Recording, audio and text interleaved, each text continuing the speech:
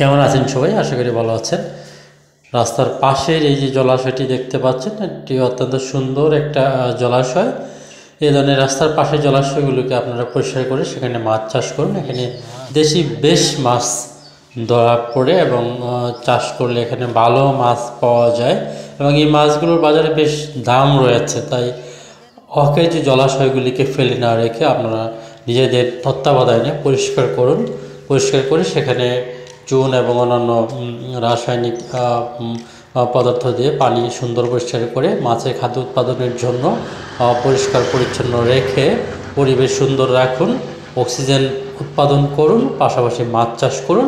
এই ধরনের জলাশয়গুলো আপনারা নিজেরা এবং সরকারি তত্ত্বাবধানে আপনারা যোগাযোগ করে আপনারা সুন্দরভাবে মাছ চাষ করতে পারেন। এখানে দেশি পুঁটি, ট্যাংরা ইত্যাদি মাছ ভালো চাষ করা যায় এবং এই মাছগুলো বাজারে বেশ চাহিদা রয়েছে, এদের স্বাদও বেশি এবং এদের বাজারে বেশি দামে বিক্রয় করা যায়।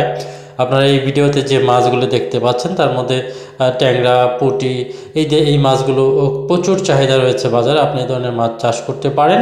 সবাই ভালো থাকবেন, সুন্দর থাকবেন। সবাইকে